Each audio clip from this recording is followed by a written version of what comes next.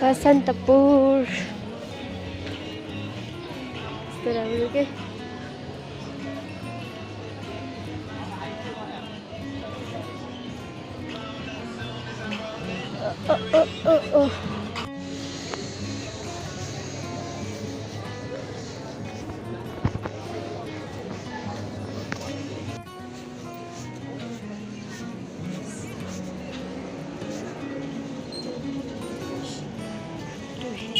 Restaurant चाहिँ खतरा खतरा छ है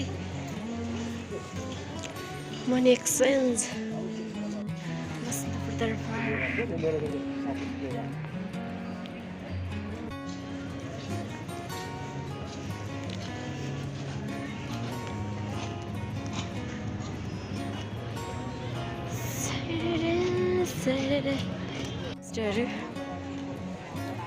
भएको छ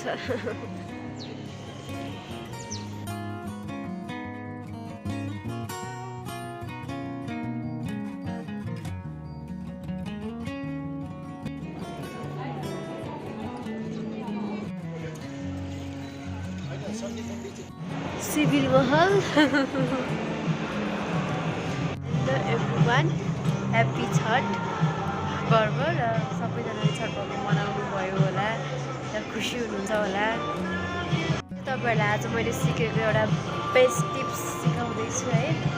घरमा यत्तिकै बोर भएर चाहिँ नबस्नु कहिले पनि होइन। केही सिक्दै हुनुहुन्छ, केही कुराहरू पढ्दै हुनुहुन्छ, केही कुराहरू घरमै कामहरू गर्नुहुन्छ अनलाइन भने ठिक छ, नत्र भने बेकारको साथीहरूसँग भेट्नुभन्दा पनि बेकारको त्यो गर्नुभन्दा पनि केही प्रोडक्टिभ कामहरू गर्नु, बाहिर निस्किनु, एक्लै पनि एक्सप्लोर गर्नु के भइरहेछ कसो भइरहेछ है। र आज अर्को एउटा चाहिँ मैले एकजना युथहरूको लागि टिप्स है, बोइजहरू एकदम आफ्नो बलको बुद्धिको सही सदुपयोग गरौँ, खालि ग्याङ फाइट होइन, अरू कुराहरूमा त्यो इनर्जीहरू लस्ट गर्ने कामहरू नगर्नु के।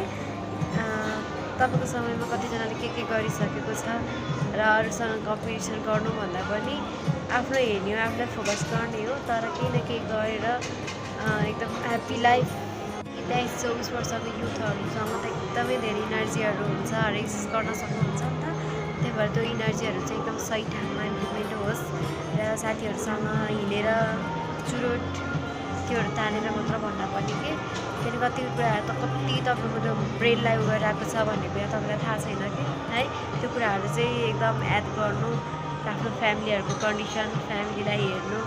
जसरी पनि यो मलाई चाहिँ एकदम पोजिटिभिटी र राम्रो बाटोमा हिँड्नको लागि चाहिँ फ्यामिलीको लागि फ्यामिलीहरू हेर्ने, फ्यामिलीको कन्डिसन कस्तो छ र भोलि पछि मलाई कुन स्थानमा देख्न चाहन्छु त्यो कुराहरू पनि हेर्नुभयो भने अनि राम्रो भइन्छ, उत्साहित भइन्छ होइन, मोटिभेट भइन्छ कि र नराम्रो कुराहरू थियो लाग्दैन र भोलि म कुन स्थानमा बस्ने, कुन स्थानमा देख्न चाहन्छु भोलिको लागि पक्कै पनि एकैचोटि माथिबाट त बर्सिँदैन, मेहनत गर्नुपर्छ। त्यसको लागि जुन कुरामा तपाईँले कन्टिन्यू दिनुभएको छ त्यही कुरा नै तपाईँको लागि आउँछ नि त।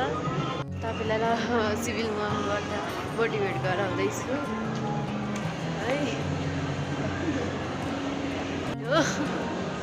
म चाहिँ एक्लै हिँड्न रमाउँछु होइन, अरूको चित्त दुखाउनु, अरूकोहरू गर्नु भने एक्लै नै रमाइलो लाग्छ।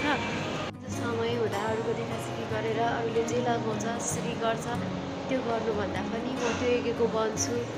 भोलिको दिनमा मलाई त्यो कुनै पनि प्रब्लम नहुने र हरेक त्यो स्ट्यान्डर्ड लाइफ, त्यो ह्याप्पिएस्ट लाइफ र त्यो financial independent, financial freedom life म जिउँछु भनेर चाहिँ तपाईँहरूले एकदमै उ गर्नुपर्छ है।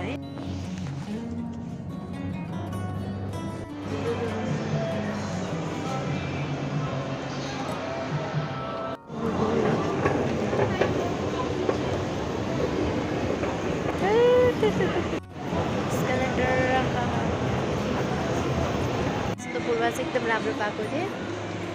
पैसाको सदुपयोग गर्ने, सेभिङ गर्ने टिप्स होइन, धेरै खर्च नगरेर सेभिङ गरेर भनेर के साँच्चै एकदम मन परेको टिप्स हो कि।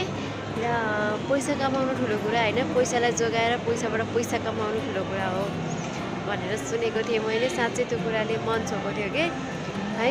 त्यही भएर जति पनि कमाउनुहुन्छ त्यसबाट सेभिङ र त्यसबाट पछि मेरो बिजनेस, पछि उसको लागि म कसरी अझै बेटर बन्छु, कसरी बेटर गर्छु भनेर त्यस्तो ध्यान दिनु है। Thank you every one, enjoy. र त्यत्तिकै नबस्नु, घुम्नु, एक्लै भए झन् खुसी भइन्छ, झन् धेरै कुराहरू सिकिन्छ है। एक्लै छु, लोन्ली छु भनेर कहिले पनि फिल नगर्नु। मेरो साथमा म छु, सबैभन्दा सबै माया गर्नुपर्ने चिज होइन। तपाईँले माया गर्नुभयो भने, तपाईँसँग राम्रो बोल्नुभयो भने यस्तै ह्याप्पिनेस, यस्तै सक्सेस मिल्छ है। Have a nice day, keep supporting me, bye bye everyone. पिङ छ यहाँ सिभिल मल अगाडि चाहिँ।